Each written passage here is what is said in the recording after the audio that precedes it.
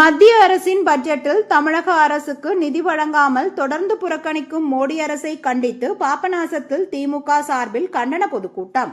மத்திய அரசின் பட்ஜெட்டில் தமிழக அரசுக்கு நிதி வழங்காமல் தொடர்ந்து புறக்கணிக்கும் மோடி தலைமையிலான பாஜக அரசை கண்டித்து திமுக சார்பில் பாபநாசத்தில் கண்டன ஆர்ப்பாட்டம் நடைபெற்றது.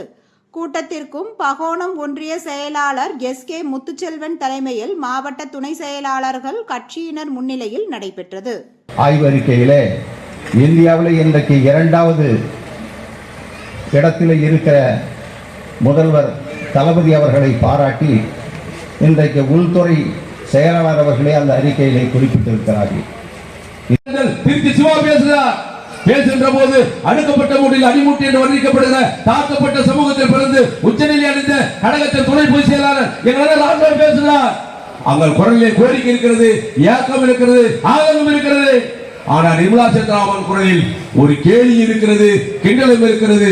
அதனால்தான் ஆம்பியா ஓடி விட்டாண்டி. என்ன இந்தியா முழுவதும் பட்ஜெட் போட்டா ஒரு மாநிலத்தை விட்டுலாமா? இப்ப நம்ம பெரிய தனக்கார ஒரு விருந்தே நடத்துறாங்க. நம்ம அண்ணன் கமலன் அண்ணனே ஒரு விருந்து நடத்துறாரு. அண்ணன் செல்வண்ணே பக்கத்தில் இருக்க ஒரு பெரிய விருந்து நடத்துறாங்க, வீட்டு விசேஷம். 1000 பேருக்கு டேபிள் போட்டாச்சு, 1000 பேர் உட்கார்ந்துட்டாங்க. 1000 பேருக்கு தண்ணி பாட்டில் போகல, இலை மட்டும் விரிச்சிருக்கப்பா, எதுவுமே போகல. சப்ரமணியோட கூப்பிட்டு பக்கத்தில் உள்ளவங்க கேட்டாங்க, அது ஒரு இலை இருக்குதா, அது போடுறானா? இது பெரிய இடத்து சம்பந்தமுங்க, அதனால அப்படித்தானுங்க இருக்கு. நல்லா நீங்க மதிப்பிற்குரிய அண்ணன் டிடி தினகரன் சொல்றதுக்கும் அதுக்கும் என்ன வேறுபாடுகள் இருக்க முடியும்? அப்ப ஏன் எங்கிட்ட வரி கேட்கிற? அப்புறம் ஏன் எங்களை ஓட்டு போட சொல்ற? அப்புறம் ஏன் எங்களை உன் கட்சிக்கு வர சொல்ற?